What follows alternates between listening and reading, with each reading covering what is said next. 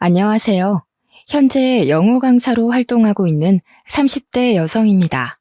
20대 초반까지만 하더라도 인생에서 제일 중요한 것은 인생의 동반자를 만나 평생을 함께하는 거라고 생각했는데요.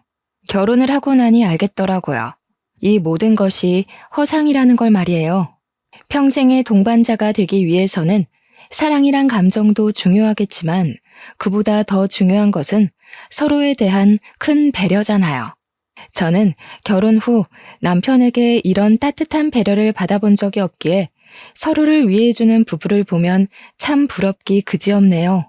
저희 부부도 사랑과 배려로 서로를 아껴주던 때가 있었는데 변해버린 남편의 모습은 그저 씁쓸할 뿐입니다. 시청자분들 중에서도 변해버린 남편의 모습에 하루하루를 후회로 보내는 분들이 계실 텐데요. 오늘 저의 이야기를 들으시며 공감하시고 대리만족을 얻으셨으면 좋겠네요. 그럼 이야기를 시작하도록 하겠습니다. 저희 부모님은 외교관이었는데요. 그 때문인지 오빠와 저는 어렸을 때부터 영어에 대한 교육을 철저하게 받았어요. 오빠는 영어뿐만 아니라 다른 모든 공부를 잘하는 우등생이었는데요. 그에 비해 동생인 저는 영어를 제외한 다른 과목에서는 오빠만큼의 실력을 보여주지 못했어요. 하지만 그렇다고 부모님에게 꾸중을 듣거나 공부를 잘하는 오빠와 비교를 당하는 일은 없었어요. 부모님께서는 세상을 살아가는데 공부가 전부가 아니라며 항상 강조하셨거든요. 이런 부모님의 영향으로 시간이 지나면서 조금씩 노력하기 시작했고 서울 상위권에 속한 대학교 영문과에 입학을 하게 되었죠. 대학교를 졸업한 후에는 무난하게 영어 강사가 될 수 있었고요. 부모님께서는 자신들의 길을 따라 외교관이 되길 원했지만 오랜 기간 외교관을 준비할 엄두가 나지 않았기에 영어 강사에 만족을 했는걸요. 무엇보다 다른 사람들의 강의를 통해 향상된 영어 실력을 가지는 것은 참 뿌듯한 일이었어요. 하루에 10시간 남짓 서서 강의를 하는 것이 힘들기는 했지만 강의를 듣는 사람들의 실력이 향상되는 것을 보는 것만큼 뿌듯한 일은 없었기에 열심히 노력하게 되었죠. 그리고 열심히 일을 하던 중 남편을 만나게 되었습니다. 처음부터 남편이 눈에 띄는 학생은 아니었어요. 하지만 강의를 들은 후 하루도 안 빼고 아침 일찍 앞자리에 앉아서 강의 준비를 하는 남편의 모습은 참 인상이 깊더군요. 저희는 사람이 아무도 없는 시간을 활용해서 간간히 이야기를 했고요. 남편은 대기업 취업 준비생으로 토익 공부를 하기 위해 학원에 등록했다고 했습니다. 몇 번의 낙방에도 포기하지 않고 원하는 기업에 가기 위해 노력하는 남편의 모습이 참 멋있었어요. 그래서 남편이 꼭 원하는 대기업에 취업을 하길 바랐죠. 그리고 얼마 후 이런 바람은 현실로 이루어졌어요. 원하는 대기업에 취업한 후 남편은 학원으로 돌아와 고백을 했어요. 저 또한 성실하고 꾸준히 노력하는 남편의 모습이 마음에 들어 남편의 손을 잡게 되었고요. 그리고 이런 만남의 시작으로 저희는 결혼까지 하게 되었네요. 2년의 열애 끝에 저희는 결혼을 준비하기로 결심하며 처음으로 서로의 지갑 사정을 공개했는데요. 남편은 일을 한 지 얼마 되지 않아서인지 모아놓은 돈이 많이 없더라고요. 그래서 일단은 제가 모은 돈으로 간소하게 결혼식을 올린 후 신혼집은 월세로 시작하기로 마음먹었죠. 그런데 신혼집을 월세로 시작한다는 이야기를 들으신 친정 부모님께서는 깜짝 놀라시며 자신들이 가지고 있던 아파트를 저에게 양도해 주셨어요. 하나밖에 없는 딸이 돈 때문에 고생하는 것이 싫다면서요. 참 감사하게도 부모님의 지원 덕분에 저희 부부는 넉넉한 형편으로 결혼식을 올리게 되었네요. 자식에게 집을 사준 후 자기 집처럼 드나드는 부모님들이 많았지만 친정 부모님께서는 항상 저희 부부의 생활을 존중해 주셨기에 절대로 저희가 사는 아파트에 오는 법이 없으셨어요. 하지만 저희 부부의 사생활을 존중해 주시는 친정 부모님과는 다르게 시어머니께서는 자기 집보다 더하게 저희 집에 드나드셨는걸요. 잘난 대기업 아들을 둔 덕에 이런 깨끗한 아파트를 구경한다면서요. 눈치를 보니 시어머니께서는 남편이 아파트를 구매했다고 생각하는 모양이었어요. 우리 며느리는 전생에 무슨 좋은 일을 했으면 대기업 다니는 남편에 이런 좋은 집까지 얻게 되는지. 어디 우리 아들 아니었으면 네가 이런 좋은 아파트에서 살림살이를 시작할 수나 있었겠니? 나 때만 해도 무조건 첫 살림은 단칸방에서 시작했는데 잘난 남편 만난 덕분에 우리 며느리는 처음부터 좋은 집에서 살림 보따리를 푸는구나. 이렇게 좋은 집에 사는 것도 다 잘난 남편 덕이니 항상 남편 말을 따르면서 고분고분하게 지내렴. 시어머니는 그렇다 쳐도 남편이 이해가 가질 않았어요. 장인어른이 아파트를 사줬다고 말하는 것이 어려운 일은 아니잖아요. 웬만하면 시어머니의 기분을 생각해서 좋게 좋게 넘어가려고 했지만 시어머니는 이전에도 툭하면 남편 덕분에 좋은 아파트에 산다는 것을 강조하며 은근하게 시집살이를 시키셨기에 사실을 말하기로 결심을 하게 되었죠. 어머니, 사실 이 아파트 혁준 씨가 산 게 아니라 저희 아버지께서 사주신 거예요. 그동안은 어머님 기분 망치고 싶지 않아서 일부러 말씀드리지 않았지만 계속 숨기는 게 서로한테 좋을 것 같지는 않아서요. 그럼 이 아파트가 우리 아버 명의가 아니라 네 친정아버지 명의란 말이냐? 시어머니께서는 아파트가 남편 명의가 아니라는 것에 큰 충격을 받은 듯 싶었어요. 그럴 수밖에 없었습니다. 시어머니께서는 그동안 아파트를 걸고 넘어지며 남편에게 아침 식사를 차리는 것을 강요하는 것은 물론 저희 집안 살림까지 강요를 하셨거든요. 아파트가 제 명의라는 것을 들은 시어머니께서는 한숨을 푹 내쉬더니 갑자기 제 손을 잡으시더군요. 아가, 친정아버지께서 이 좋은 아파트를 사주신 건 참 감사한 일이지만 아파트는 우리 아범 명의로 돌리는 게 어떻겠니? 남자가 가진 게 많아야 든든한 마음으로 큰 일을 할 수 있는 법인데 이 좋은 아파트가 마누라 명의여 봐라. 어디 주눅 들어서 큰일이나 할 수 있겠니? 이게 다 너희 부부 좋으라고 하는 일이니까 이상하게 생각하지 말고 이번만큼은 이 시애미 뜻대로 해다오. 그리고 여자 혼자 이런 의리의리한 집 가지고 있다는 말이라도 돌아봐라. 남 얘기 떠드는 거 좋아하는 옆에 애들이 가만히 있나? 아무리 그래도 아파트 명의를 혁준 씨 단독 명의로 올리는 건 안 될 것 같아요. 다른 거야 이해하고 넘어가면 된다고 쳐도 이 아파트는 저희 힘으로 산 것도 아니고 저희 친정아버지가 사주신 건걸요. 아버지한테 죄송해서라도 그건 안 될 것 같아요. 어디 네 아버지가 대기업 다니는 손자 손가락 빨게 하고 자기 딸만 배부르게 살게 하고 싶어서 이 아파트를 사주신 거겠니? 다 너희 부부가 잘 살길 바라는 마음으로 사주신 거지. 원래 여자가 집안 살림을 잘해야 바깥 일하는 남편이 잘 되는 법이란다. 지금이야 당황스러워서 그러는 거지만 나는 우리 며느리가 현명한 선택을 할 거라 믿으마. 당황스럽긴 했어요.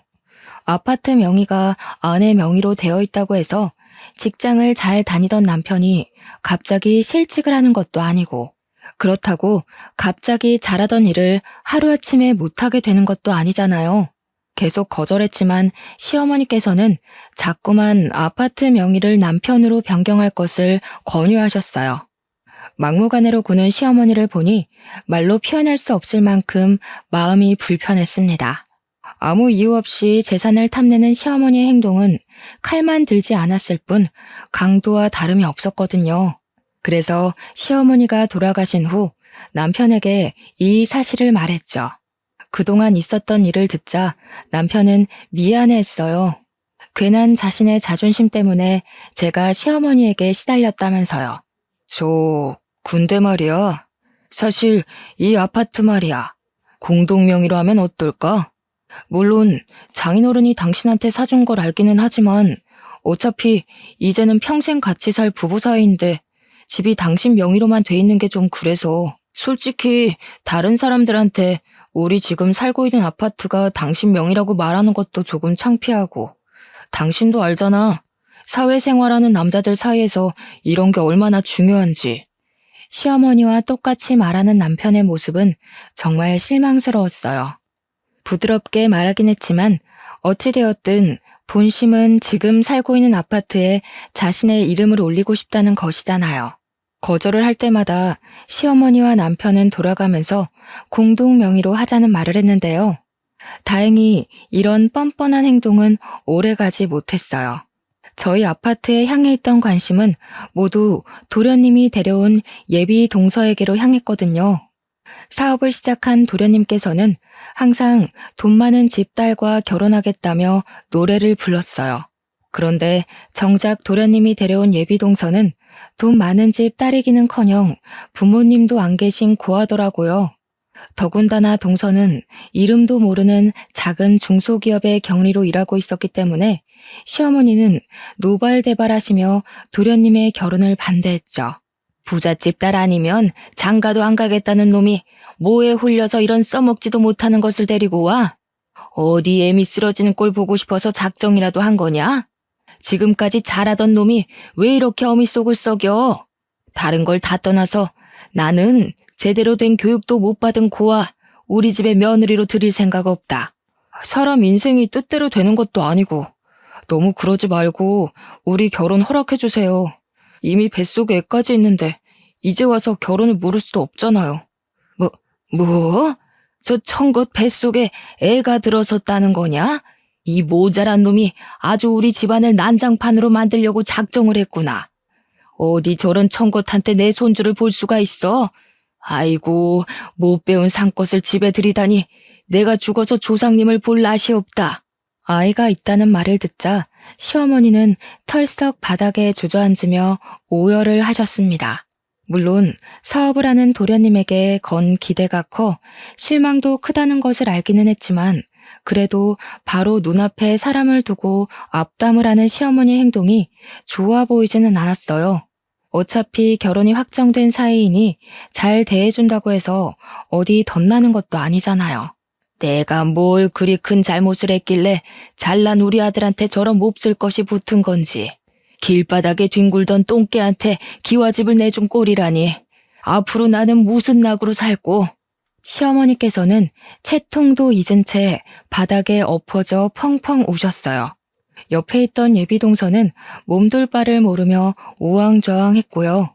인사를 온 첫날부터 푸대접을 받는 예비동서를 보니 참 마음이 좋지 않았습니다. 뱃속에 아기가 있다는 것은 누구에게나 축복받을 만큼 행복한 일인데 시어머니로 인해 모든 것이 망가진 거잖아요. 예비동서를 못마땅하게 생각하긴 했지만 이미 뱃속에는 도련님의 아이가 있었기에 시어머니께서는 울며 겨자 먹기로 결혼식을 허락하셨는데요. 진짜 문제는 결혼을 한 후였어요. 결혼 후 도련님 부부와 합가를 한 시어머니는 악랄하다는 소리가 날 정도로 동서를 괴롭히셨거든요. 임신 후 입덧으로 힘들어하는 동서에게 삼시세끼를 차리라고 하는 것은 물론 힘든 이불 빨래까지 일주일에 한 번씩 시키더라고요. 어쩌다 한 번 동서가 힘들다는 소리만 하더라도 시어머니께서는 도끼 눈을 뜨며 동서를 타박하셨습니다. 길바닥에 뒹굴던 똥개 주제에 분에 넘치는 우리 아들 만나서 등 따시고 배부르게 살면 밥값이라도 해야 될 거 아니냐? 돈 없으면 몸으로라도 때워야지. 나는 우리 아들한테 도움 하나 안 되는 며느리한테 착한 시엠이 될 생각 없으니 임신했다 핑계대면서 머리 굴릴 생각하지 않는 게 좋을 게다. 저도 웬만하면 다 하겠지만 입덧 때문에 음식 냄새 맡기가 너무 힘들어서요. 입덧이 잠잠해질 때까지만 근처 반찬 가게에서 사온 밑반찬으로 식사 준비하면 안 될까요? 부모한테 예절 교육을 제대로 못 받아서 그 모양인 거냐? 아니면 임신했다고 유세 부리면서 시애미한테 대들려고 하는 거냐? 어디 우리 아들 덕분에 집에서 편하게 있는 주제에 공짜로 놀고 먹으려고까지 들어? 삼신할매도 참 너무하시지. 어떻게 모자라도 한참 모자란 청껏한테 우리 아들 핏줄을 점지해 주신 건지. 죄송합니다. 제가 너무 주제 넘었던 것 같아요. 그래도 양심은 있어서 다행이구나. 숟가락 하나 안 들고 온 주제에 편하게 지내려고 숟까지 쓰면 어쩌나 걱정했는데 아범이 오늘 꽃게탕 먹고 싶다고 했으니 장에 가서 냉장고에 있는 꽃게 손질부터 해라. 시어머니에게 시달림을 받은 동서를 보니 안타까움이 이루 말할 수가 없더군요. 그래서 일주일에 한 번씩은 꼭 시댁에 방문하게 된 것이죠. 최소한 제가 가면 조금이라도 일손을 거둘 수 있으니까요. 시댁에 갈 때마다 시어머니에게 뱃속의 아이를 위해서라도 동서에게 일을 조금만 시키라고 말씀을 드렸는데요. 아무 소용이 없었습니다. 시어머니께서는 앞에서만 듣는 척을 하고 또 그 다음 날이 되면 똑같은 방법으로 동서를 괴롭히셨거든요. 시어머니에게 시달림을 받는 동서를 보니 덜컥 걱정이 됐어요. 몸뿐만 아니라 정신적으로도 스트레스를 많이 받는 상황에서 뱃속의 아이가 편안할 리 없잖아요. 그리고 이런 걱정은 현실로 다가오고 말았네요. 동서의 뱃속에 있던 아이가 하늘나라로 가버리고 만 것이었죠. 시어머니는 동서가 아이를 잃었다는 것을 알자마자 불같이 화를 내셨어요. 시어머니의 눈에는 뱃속에 아이를 잃고 힘들어하는 동서의 모습은 안중에도 없는 듯 보였습니다. 얼마나 몸을 함부로 굴렸으면 뱃속에 애가 떨어져? 임신한 동안 동서 집에만 있었던 건 어머니께서 제일 잘 아시잖아요. 의사가 그러는데 무리한 일을 많이 해서 아이가 자연유산된 것 같다고 하더라고요. 사실 어머니께서 동서한테 집안일을 많이 시킨 건 맞으니까요. 아이고, 대한민국에서 그 정도 집안일 안 하고 사는 가정주부가 어디 있다고 쓸데없는 소리를 짓거리는지. 애 때문에 비싼 돈 들여 유명하다는 병원까지 왔는데 아주 환자 진료도 못하는 돌팔이를 만났구나. 여러 번 말려봤지만 시어머니께서는 아랑곳하지 않고 동서를 향해 모진 말만 내뱉으셨어요. 아무리 의식이 없다고 하지만 동서를 향해 입에 담지도 못할 말을 하시는 시어머니가 참 너무하다는 생각이 들더라고요. 아니다. 오히려 잘 됐어. 어차피 쓸모도 없는 이 청껏을 집에 들인 것도 다 뱃속에 있는 우리 아범 핏줄 때문이었는데 이제 뱃속에 애도 없으니 갈라서기만 하면 되겠구나. 온몸에 소름이 쫙 돋았습니다. 아무리 며느리가 마음에 들지 않는다고 해도 아이가 없다는 이유로 동서를 내쫓을 생각부터 하다뇨. 설마 하며 지켜보니 시어머니께서는 바로 도련님에게 전화해 당장 동서와 이혼하라는 말을 남기셨어요. 다행히 도련님의 제지로 이혼을 하지는 않았지만 그 후 시어머니께서는 자신의 뜻대로 되지 않는 모든 일들을 동서 탓으로 돌리며 전보다 더 심하게 동서를 괴롭히셨는데요. 아직 다 아물지도 않은 몸으로 괴롭힘을 당하는 모습을 도저히 지켜볼 수가 없었고 저희 집에 동서를 데리고 오게 되었네요. 동서를 집으로 데려온 후 제일 따뜻하게 끓인 미역국을 건네주었는데요. 동서는 건넨 미역국을 먹지도 않고 왈칵 눈물부터 쏟아내는 걸요. 자신이 이런 귀한 대접을 받아도 되는 거냐면서요. 이야기를 들어보니 동서의 부모님은 동서가 13살이었을 때 사고로 인해 돌아가셨다고 해요. 부모님이 돌아가신 후에는 돌봐줄 친척이 없어서 고아원에 가게 되었고요. 가장 보살핌을 받아야 할 나이에 혼자가 되다니 짠한 마음에 조금이라도 챙겨주고 싶었는걸요. 하지만 남편의 생각은 저와는 조금 다른 것 같았습니다. 저희 집에 있는 동서를 못마땅해 하며 동서가 있는 바로 눈앞에서 눈치를 주었어요. 그래서 남편에게 부탁을 하게 되었네요. 몸조리를 하는 기간만이라도 동서가 마음 편히 쉴 수 있게 도와달라고요. 피 한 방울 안 섞인 남을 집에 들일 정도로 당신이 정 많은 사람인 줄은 미처 몰랐네. 이럴 거면 아예 길거리에서 노숙하는 거지들도 우리 집으로 데리고 와서 공짜로 밥 먹여주고 재워주지 그래? 어차피 당신은 꼭두 새벽부터 돈 벌러 나가는 남편을 신경도 안 쓰잖아. 자꾸 집에 엄한 사람 들여서 짜증나게 할 거면 차라리 지금 하는 일 때려치우고 사회복지사나 하는 게 어때? 적어도 그렇게 되면 집에 검은 머리 짐승은 안 들일 거 아니야. 당신 불편한 건 알지만 조금만 참아주면 안 돼? 동서가 계속 우리 집에 살 것도 아니고 딱 한 달만 집에 있는 거잖아. 시댁에 돌아가면 어머니가 또 동서 시집살이 시키실 게 뻔한데 당신은 동서가 불쌍하지도 않아? 아무것도 없이 시집 왔으면 그 정도는 각오했어야 되는 거 아니야? 끽해봐야 집안 살림이나 시키는 우리 엄마가 보살인 거지. 어차피 집에 가봤자 재훈이가 벌어다주는 돈으로 호강하면서 살 텐데 집안일 하는 것쯤은 일도 아닌 거 아니야? 당신 정말 어머니가 동서한테 어떻게 했는지 보고도 그런 말이 나와? 하루가 멀다 하고 커튼에 이불 빨래까지. 당신 집안일 쉽다고 아무렇게나 생각하는 것 같은데 그게 얼마나 중노동인지 알아? 가뜩이나 몸도 안 성한 사람한테 힘든 일만 골라서 시키시고 어머니가 시키는 대로 일했다가는 멀쩡했던 사람도 알아눕기 십상이라고. 그럼 돈도 안 버는 주제에 살림이라도 제대로 해야지. 세상에 공짜가 어딨어?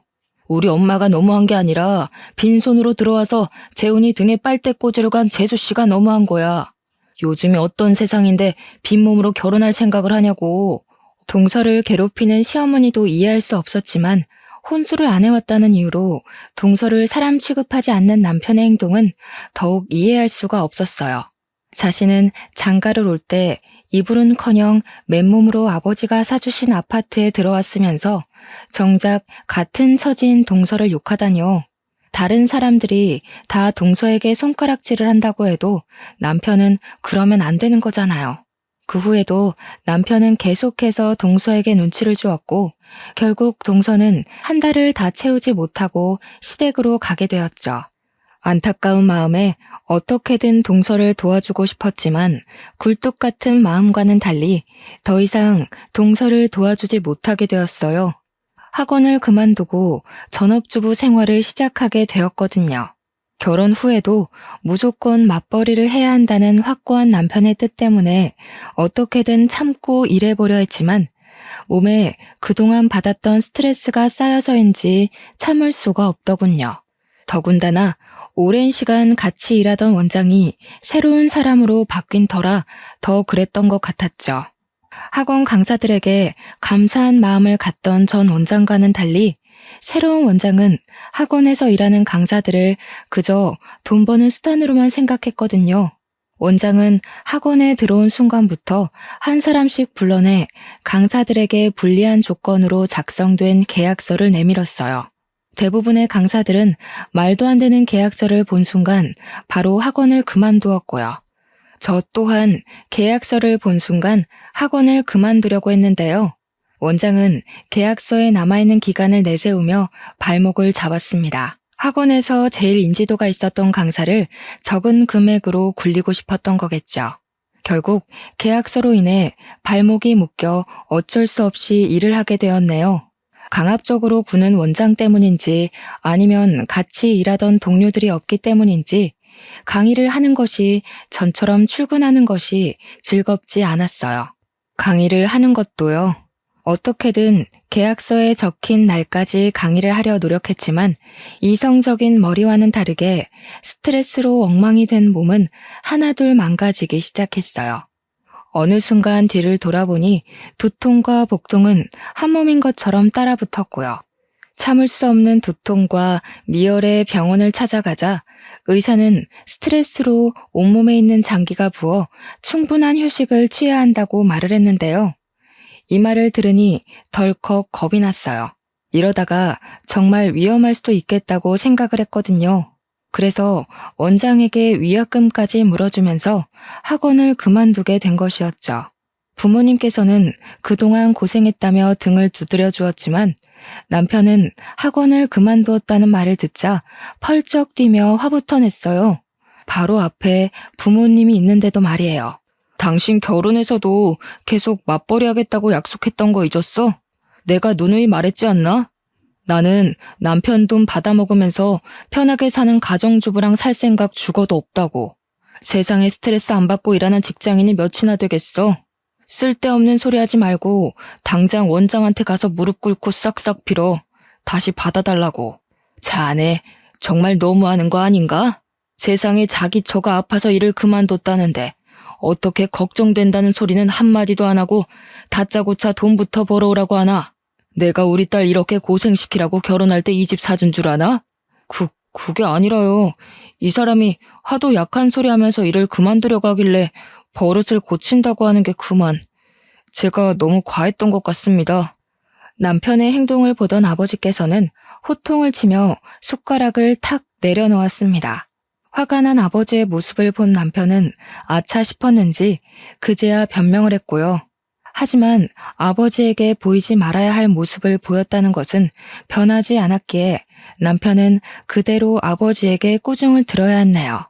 어른 있는데도 자기 저 쉰다는 소리에 벌쩍벌쩍 뛰면서 반대를 하는데 둘이 있을 때는 안 봐도 뻔하지. 그렇게 돈이 좋고 내 딸 노는 꼴 못 보겠으면 지금이라도 갈라서고 자네 어머니 밑으로 들어가게. 곱게 기른 내 딸 남의 집 자식 때문에 고생하는 꼴 보느니 차라리 내가 평생 끼고 살 테니. 아닙니다. 제가 그만 실언을 한 것 같아요. 한 번만 봐주십시오, 장인어른. 내 딸 하나 행복해하는 모습 보자고 눈이 차지도 않는 자네랑 결혼시킨 건데 계속 이런 식으로 그깟 돈 때문에 길길이 날뛴다면 이 결혼 유지할 필요가 뭔가? 이번 일은 그냥 넘어가지만 다시 한번 돈 가지고 내 딸 못 살게 굴면 그때는 정말 이혼시킬 테니 그리 알게. 아버지의 불호령이 있어서인지 학원을 그만두고 집에서 휴식을 취할 때도 남편은 군말 없이 있더군요. 집에서 휴식을 취한 지 한 달이 지나고 다시 일자리를 구하려고 준비를 했는데요. 아버지께서는 자신이 용돈을 줄 테니 더 쉬라고 말씀을 하셨어요. 차마 은퇴하신 아버지에게 용돈을 받았을 수 없어 거절을 하자 아버지께서는 그런 저의 말을 무시하듯 매달 통장으로 100만 원을 보내주셨습니다. 든든하게 뒤를 지키고 있는 부모님이 있다는 것도 다른 사람보다 여유로운 환경에서 마음 놓고 생활할 수 있다는 것도 모든 것이 감사했죠. 용돈을 챙겨주시는 아버지 덕분에 저는 그 후 병원을 오가며 건강에 신경을 쓸 수 있었어요. 모자란 돈은 아파트 아이들의 과외를 해주며 충당을 했고요. 하지만 이런 평온한 나날이 오래 가지는 못했습니다. 아파트 아이들의 과외 수업이 끝난 저녁 동서에게 전화가 걸려왔는데요. 전화를 받으니 동서는 말을 알아들을 수 없을 만큼 울먹거렸어요. 시어머니에게 쫓겨났다면서요. 깜짝 놀라 차를 몰고 가니 시댁 문 앞에는 슬리퍼만 신고 있는 동서가 보였습니다. 추위에 떨고 있는 동서에게 입고 있던 겉옷을 벗어 걸쳐주며 연유를 물었죠. 동서의 입에서 나온 말은 참 기가 찼어요. 시어머니께서는 뜬금없이 동서에게 이혼 서류를 내밀었다고 해요. 동서가 도련님과 이혼하지 않겠다고 말을 하자 시어머니께서는 그 길로 동서를 집 밖으로 쫓아낸 것이고요. 막무가내로 구는 시어머니 행동을 도저히 이해할 수가 없었어요. 아무리 마음에 들지 않는다고 해도 이미 한 가족이 되었는데 마음대로 내쫓을 수 있는 건 아니잖아요. 시어머니에게 전화를 걸어 동서를 들여보내달라고 부탁을 했지만 돌아오는 대답은 동서에 대한 온갖 폭언뿐이었어요. 전혀 말이 통하지 않는 시어머니 때문에 어쩔 수 없이 동서를 저희 집으로 데리고 갈 수밖에 없었습니다. 마침 남편은 출장을 간 상태였기에 참 다행이었죠. 거실에 앉아서 따뜻한 차 한 잔을 들이킨 동서는 갑자기 눈물을 보이더군요. 자신은 분명 빈털터리로 쫓겨날 게 뻔하다면서요. 아니 동서, 그게 무슨 말이야. 빈털터리로 쫓겨나다니. 아무리 어머니라고 해도 잘 살고 있는 사람을 억지로 이혼시킬 수는 없는 법이야. 무슨 연유인지 모르겠지만 내일 내가 어머님하고 잘 말해볼 테니까 너무 걱정하지 말고 있어. 사실 그이랑 저 혼인신고도 안 하고 살았어요. 뭐? 혼인신고를 안 하고 살았다니. 그럼 지금까지 동거만 하고 살았다는 거야? 그이가 그랬거든요. 혼인신고는 아이 낳으면 하자고. 근데 아이가 잘못되고 난 후에는 혼인신고에 대한 말은 아예 꺼내질 않았어요. 그래서 지금까지 혼인신고도 안 하고 산 거고요. 어머님께서 아직 이 사실을 모르셔서 이혼 서류에 도장을 찍으라고 하시는 것 같은데 아마 혼인신고도 안 했다는 걸 알면 아마 당장 맨몸으로 내쳐지고도 남을 거예요. 아니 세상에, 도련님도 참 너무하시지. 같이 산 세월이 얼만데 지금까지 혼인신고도 안 하고 살 수가 있어. 너무 안타까웠습니다. 시어머니뿐만 아니라 도련님 또한 동서를 가족이 아닌 그저 같이 사는 동거인으로 생각한 것 같았거든요. 언제든지 자기 마음에 들지 않으면 갈아치울 수 있는 그런 동거인 말이에요. 괜찮다는 말을 하기는 했지만 조용히 눈물을 훔치는 동서의 모습을 보니 마음에 무거운 돌덩이를 올린 것처럼 아려왔어요. 동서에게는 든든한 뒷배가 되어줄 가족이 없었으니까요. 그래서 동서가 완전히 정착을 할 수 있도록 도와주자고 마음을 먹은 것이고요. 제일 먼저 한 것은 도련님을 설득하는 일이었어요. 도련님이 동서와 혼인신고를 하게요. 시어머니가 아무리 뭐라고 해도 도련님이 끝까지 동서를 지켜준다면 아무리 시어머니라도 어찌할 수가 없을 테니까요. 하지만 너무 간절하게 바라는 일은 이루어지지 않는 법이라고 했던가요? 혼인신고를 하게 만들기 위해 노력한 것은 물론 도련님의 마음을 잡는 것마저 쉽지가 않았습니다. 결국 동서는 시어머니의 핍박과 도련님의 변심으로 인해 반강제적으로 시댁에서 내쫓기게 되었는걸요. 가족이 없는 동서에게 마땅히 갈 곳이 없다는 것을 뻔히 알면서도 내쫓아낸 시어머니와 도련님이 참 너무하다고 생각을 했어요. 고작 500만 원이 채 안 되는 돈을 주어주고 하루아침에 사람을 내쫓다뇨.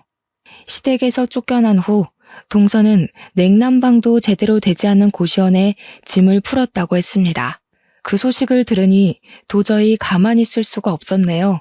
제가 아니면 동서를 챙겨줄 사람은 아무도 없었거든요. 통장에 모아둔 돈을 털어 현재 살고 있는 아파트 근처에 동서의 원룸을 얻어주었죠. 가뜩이나 몸이 약한 동서에게 냉난방은커녕 방음조차 제대로 되지 않는 고시원에서 살게 할 수는 없는 일이잖아요. 동서가 원룸에 들어간 후에도 시간이 날 때면 틈틈이 들러 반찬을 가져다 주는 등 제가 할 수 있는 한에 신경을 썼습니다. 다행히 이런 노력이 통했는지 금방 기운을 차린 동서는 근처 카페에서 일을 시작했고요.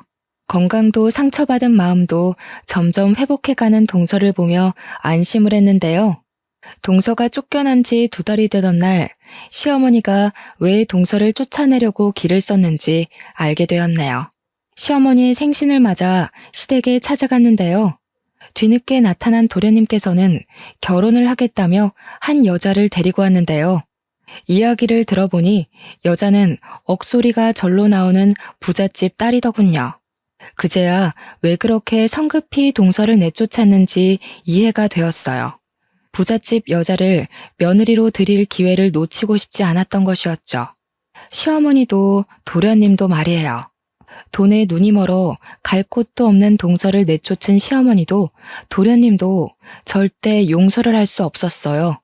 시어머니와 도련님에게 쓴소리를 할 수는 없었지만 도저히 같은 공간에 있을 수가 없었고요. 그래서 남편에게 어렵사리 말을 꺼내게 되었죠. 어머님이랑 도련님 말이야. 아무리 돈이 좋다고 해도 그렇지 어떻게 멀쩡히 집에 있던 며느리까지 내쫓으면서 집에 새로운 사람을 들일 수가 있어?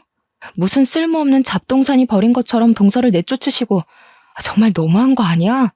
동서 보기 미안해서라도 나 도련님이랑 어머니 얼굴 보면서 웃는 거 못하겠어. 또 울고 있네. 너무한 건 엄마랑 재훈이가 아니라 쥐뿔도 없는 주제에 결혼까지 맨몸으로 결혼한 재수씨지. 당신 자꾸 재수씨 걸고 넘어지면서 이상한 헛소리나 짓거리는데 하는 것도 없이 집에서 노는 것 봐주는 것만 해도 고마운 줄 알아야지. 재수씨처럼 쫓겨나기 싫으면 쓸데없는 소리 하지 말고 잘해. 어휴, 재훈이 자식은 부자인 마누라 만나서 강남 아파트에 외제차까지 받았다는데 내 처지는 이게 뭔지.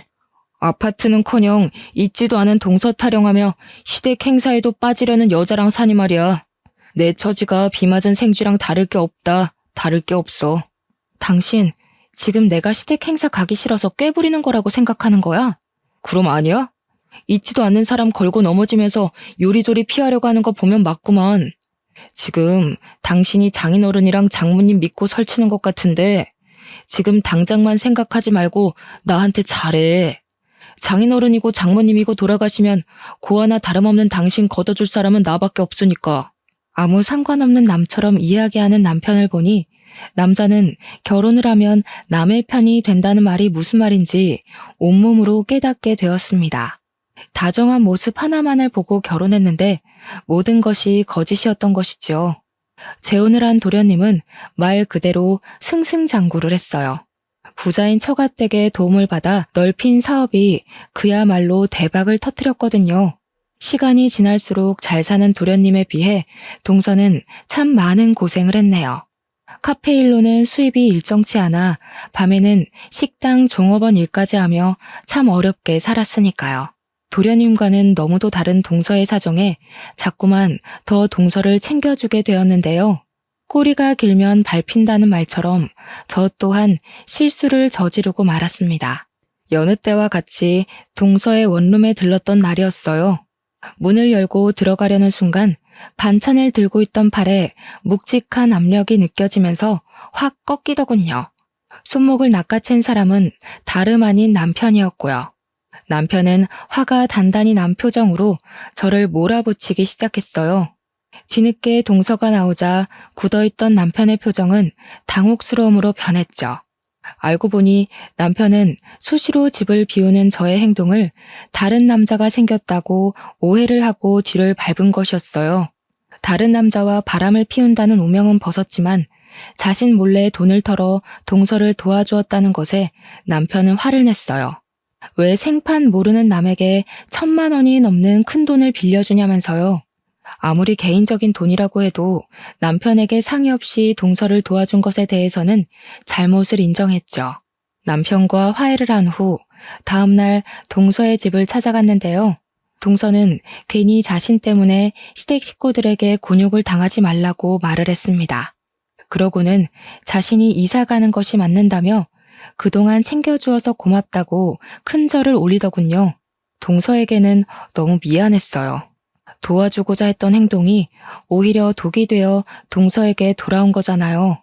이사 당일 떠나가는 동서에게 그래도 연락은 계속하고 지내자고 말은 했지만 그 이후 동서가 저에게 연락하는 일은 없었네요. 동서에게 온 것이라고는 보증금으로 빌려주었던 1,000만 원을 입금한 것이 전부였어요. 그렇게 저와 동서의 인연은 끝이 나고 만 것이었죠. 동서가 자취를 감춘 10년 동안 참 많은 것들이 변했어요. 남의 눈에 피눈물을 흘리게 한 도련님은 어느새 억대의 자산을 가진 부자가 되어 있었고 만년 과장이었던 남편은 차장의 자리까지 오르게 되었죠.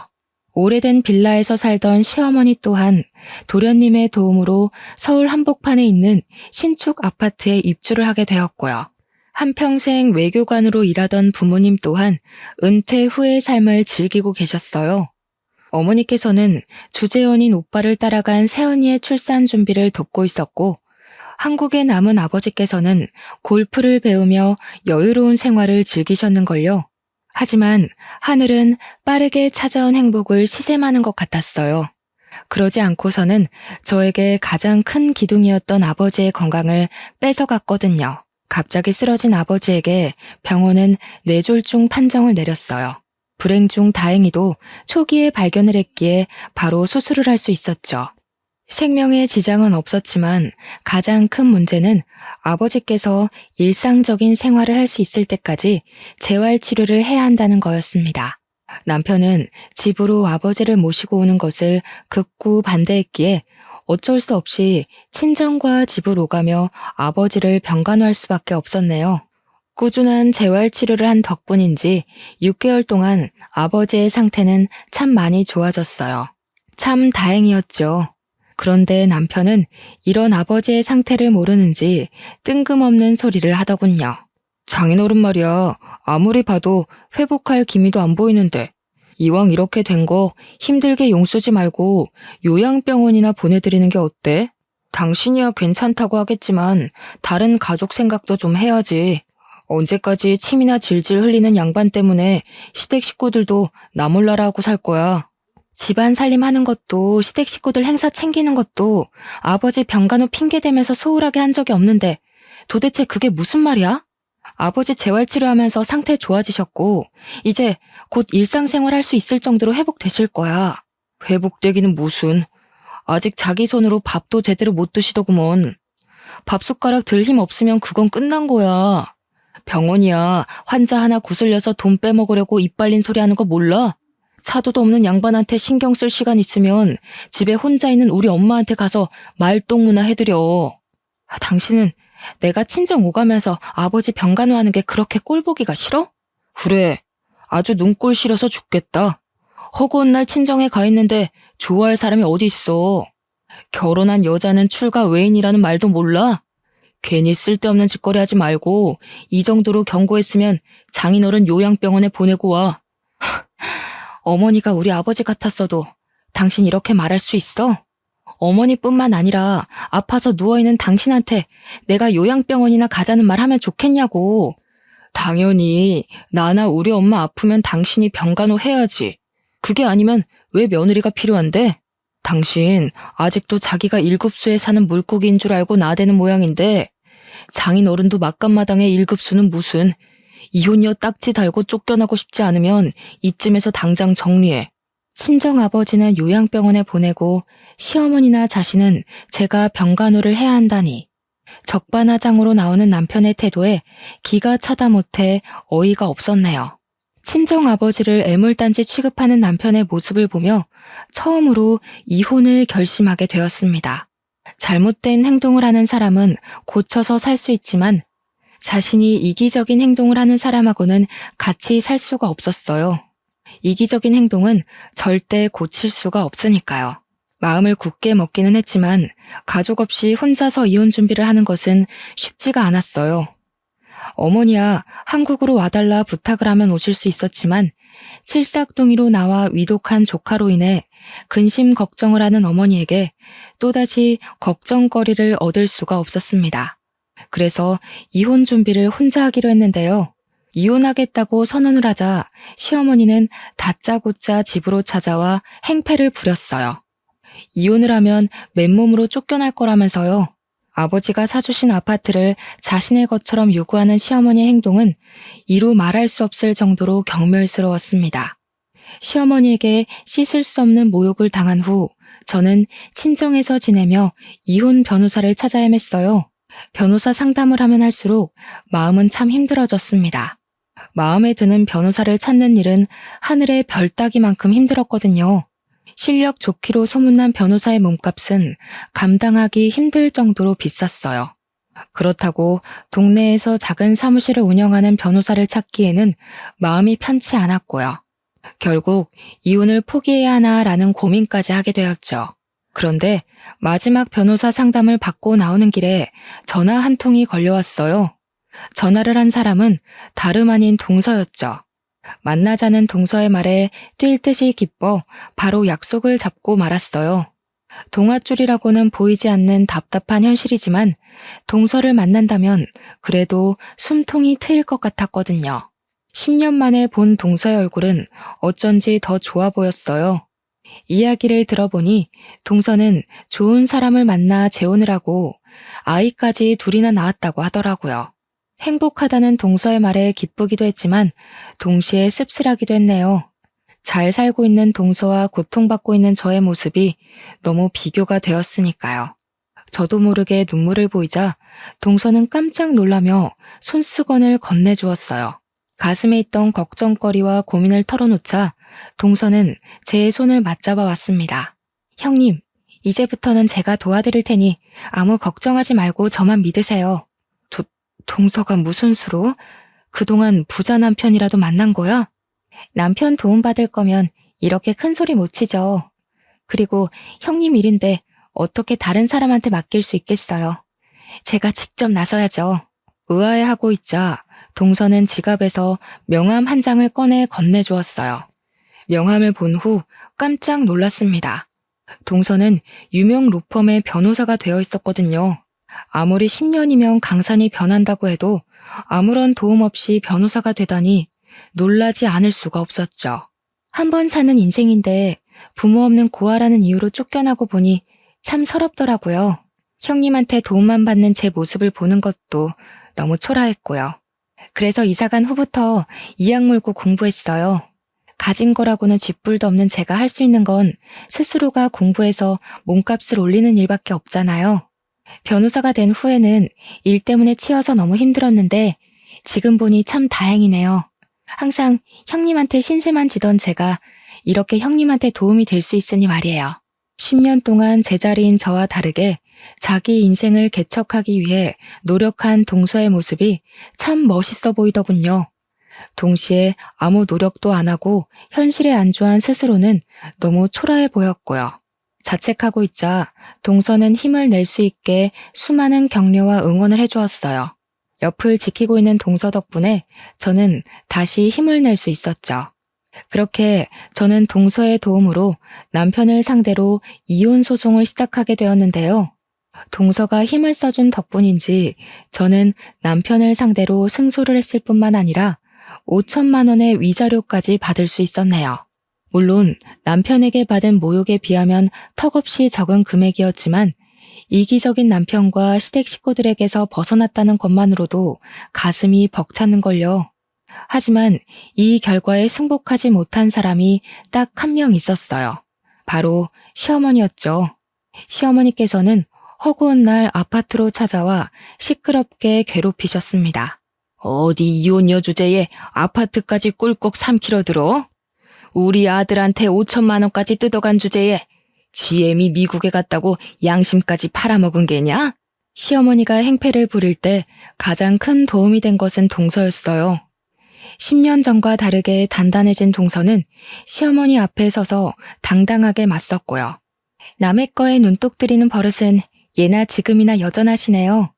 먼저 잘못한 사람은 따로 있는데 왜 형님이 아파트를 아주버님한테 드려야 하는데요? 자꾸 이런 식으로 나오시면 저도 더 이상 못 참아요. 이 썩을 것이 부모도 없는 네가 못 참으면 어쩔 거냐? 너 같은 거 한 트럭을 가지고 와봐라. 내가 눈 하나 깜짝하나. 어머니, 그새 더 늙으셨나 봐요. 10년이면 강산도 변한다던데. 어머님 눈에는 아직도 제가 돈에 눈먼 시모 때문에 쫓겨난 여자로 보이나 본데 말년에 콩밥 드시고 싶지 않으시면 가만히 계세요. 아주버님한테 형님도 떼드렸는데 어머니라고 못 떼드릴 건 없죠. 이게 뭘 믿고 감히 시애미한테. 말은 바로 하셔야죠. 시애미라뇨. 제가 언제 그 집 며느리였던 적이나 있나요? 말도 안 통하는 사람이랑 입씨름하고 싶지 않으니까 어디 계속 행패 부려보세요. 어차피 법원에서 만나면 끝이니까. 동서는 시어머니한테 변호사 명함을 내밀었어요. 당연히 명함을 본 시어머니는 소스라치게 놀라며 무릎을 꿇고 싹싹 빌었고요. 아이고 아가, 다 늙은 시엠이랑 싸워봤자 뭐가 좋겠니? 더 이상 안 찾아올 테니 한 번만 받아오. 그 후 시어머니께서는 아파트에 코빼기도 비추지 않았어요. 이혼이 마무리된 후 저는 아파트를 월세로 돌리고 친정으로 돌아왔고요. 아버지가 일상생활을 할 수 있게 된 후 새로운 시도를 시작하게 되었죠. 영어 학원을 차리는 것이었어요. 영어 학원을 차리기 전 겁이 나기도 했지만 그럴 때마다 동서는 저를 격려해 주었고 진심 어린 동서의 격려에 힘을 내어 영어 학원을 차릴 수 있게 되었네요. 그리고 현재 완치를 하신 아버지께서는 어머니를 따라 오빠가 있는 곳으로 나간 상태예요. 저는 넘쳐나는 수강생들로 인해 비행기를 타기는커녕 매일같이 야근을 하고 있지만 그럼에도 많은 사람들에게 도움이 될 수 있다는 것에 만족을 하며 보람차게 일을 하고 있습니다. 여전히 동서와는 친자매처럼 가깝게 지내고 있고요. 그리고 동서에게 전해 듣기로 이번에 맞은 이혼 소송 상대의 남편이 바로 도련님이었다고 해요. 법정에서 상대 변호사로 동서를 만난 도련님은 졌다고 하는데요. 바람을 피운 도련님은 땡전 한 푼 없이 이혼을 당했다고 하네요. 도련님의 이혼 후 시댁 식구들은 다시 낡은 빌라로 이사를 갔고요. 동서는 자신을 도와준 제게 항상 감사하다고 하지만 오히려 그 반대예요. 동서는 제가 가장 힘든 순간 넘어지지 않고 앞으로 나갈 수 있게 도와준 사람이거든요. 지긋지긋했던 결혼 생활을 끝내고 보니 하나 알게 된 것이 있습니다. 이혼을 한다고 해서 인생이 끝나지 않는다는 것이에요. 사연을 시청하시는 분들 중에서도 힘든 결혼 생활 때문에 힘들어 하시는 분들이 계실 텐데요. 망설임 마시고 꼭 이혼을 하고 새 삶을 살았으면 좋겠어요. 모자란 사람에게 구박을 받으며 시간을 낭비하기에 여러분의 인생은 너무 소중하잖아요. 그럼 지금까지 저의 이야기를 들어주신 시청자분들께 감사의 말씀 올리며 이만 물러나도록 하겠습니다. 사연을 시청해주신 여러분 모두 행복한 삶을 살길 바랄게요. 감사합니다.